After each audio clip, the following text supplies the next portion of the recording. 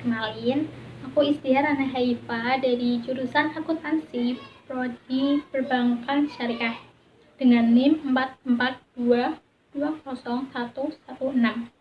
Nah, di sini aku akan membahas mengenai jasa lembaga keuangan, yaitu OJK, Otoritas Jasa Keuangan. Nah, selain OJK, aku juga akan membahas mengenai teknologi sekuritas crowdfunding. Lalu yang ketiga, aku juga akan membahas mengenai program Laku Pandai yang ada di dalam OJK. Dan yang terakhir, aku akan membahas mengenai solusi OJK menghadapi corona di masa pandemi sekarang ini. Simak videonya.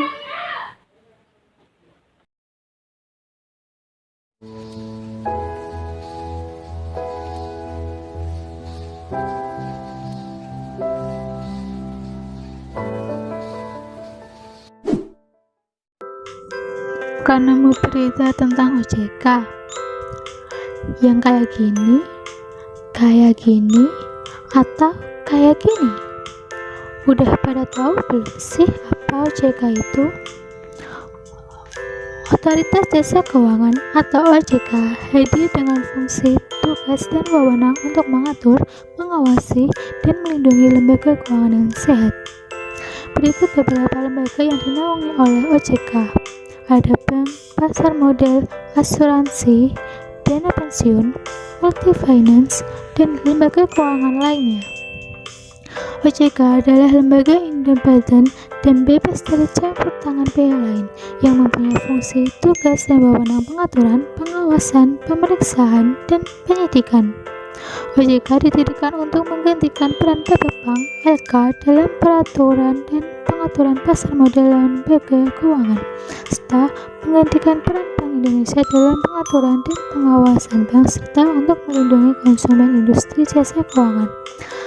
Latar belakang dibentuknya OJK adalah yang pertama, amanat Undang-Undang Nomor 3 Tahun 2004. Yang kedua, perkembangan industri keuangan. Yang ketiga, konglomerasi lembaga jasa keuangan. Dan yang terakhir, perlindungan konsumen. OJK dibentuk berdasarkan Undang-Undang Nomor 21 Tahun 2011 yang berfungsi menyelenggarakan sistem pengaturan dan pengawasan yang terintegrasi terhadap keseluruhan kegiatan di dalam sektor jasa keuangan. Ada 5 masalah pokok yang sering ditangani oleh OJK. Yang pertama, informasi yang asimetris. Yang kedua, perlakuan yang tidak adil. Yang ketiga, kualitas pelayanan yang tidak memadai. Yang keempat, penggunaan dana konsumen yang tidak bertanggung jawab. Dan yang kelima, pengaduan konsumen yang kurang efektif. Sementara, untuk menangani kelima masalah tersebut, OJK juga memiliki prinsip dalam 5 hal, yaitu prinsip transparansi, prinsip perlakuan yang adil, prinsip kehandalan, prinsip perlindungan kerahasiaan data, prinsip pengaduan dan sengketa. Nah, kalian bisa nih melaporkan lembaga keuangan yang bermasalah kepada OJK.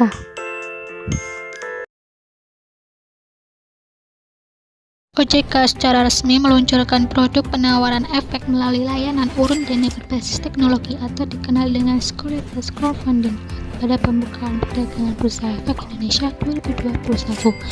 Hadirnya SJF berperan untuk meningkatkan pendalaman pasar modal di masyarakat sebagai alternatif sumber pendanaan yang cepat, mudah, dan murah bagi kalangan generasi muda dan UKM yang belum bankable, khususnya UKM mitra pemerintah yang memiliki potensi cukup besar.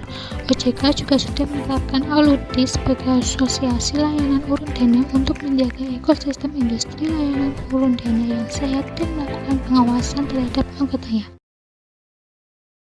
Meningkatkan penggunaan produk dan jasa keuangan, Otoritas Jasa Keuangan atau OJK meluncurkan program layanan keuangan tanpa kantor dalam rangka keuangan inklusif atau dapat disingkat sebagai Laku Pandai.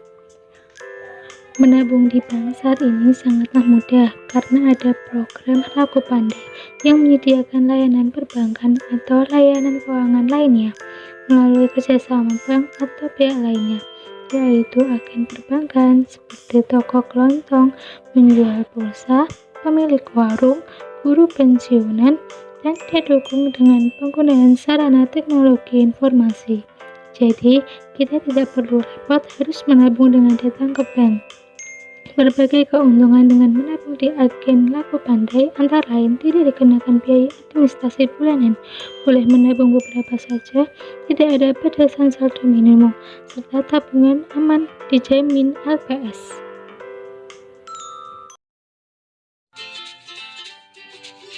Virus corona sudah mewabah ke seluruh dunia.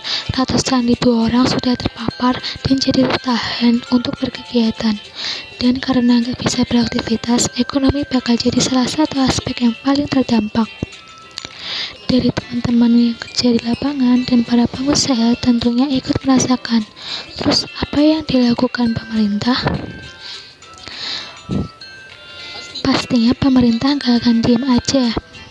Mereka saat ini sedang menjaga roda perekonomian yang terus berjalan dengan mengeluarkan beberapa kebijakan, mulai dari meringankan biaya listrik rumah sampai pembayaran kredit, dan salah satu lembaga yang berperan dalam kebijakan ekonomi ini adalah Otoritas Jasa Keuangan atau OJK. Oke, terus apa saja sih langkah yang OJK persiapkan? Jadi nantinya lewat peraturan dan surat edaran ini, OJK memberikan stimulus kepada bank untuk perusahaan dan pembiayaan. Tujuannya adalah memberikan relaksasi atau keringanan pembayaran kredit bank dan pinjaman listrik. Nah, keringanan ini dibuat untuk meminjam atau debitur pembisnis yang pekerjaannya terdampak karena pandemi corona.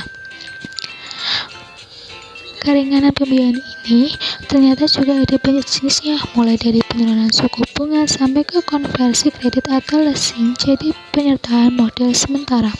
Terus bank dan perusahaan pembiayaan bakal menilai siapa aja sih yang berhak mendapat keringanan itu. Soalnya para peminjam itu bakalan beda-beda banget kondisinya. Ada yang masih bisa bayar angsuran, tapi ada juga yang kondisinya nggak bisa ngebayar karena pendapatan menurun atau karena usahanya bangkrut. Selain itu, OJK juga bakalan minta bank dan perusahaan pembiayaan biar enggak eksekusi jaminan peminjam yang punya jaminan. Tapi tentunya proses penagihan bakal tetap ada sesuai kesepakatan baru antara peminjam bank atau perusahaan pembiayaan.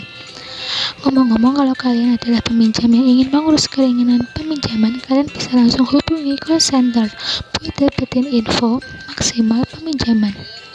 Biar nggak perlu repot-repot datang ke kantornya langsung dan kita bisa terhindar dari penyebaran virus corona.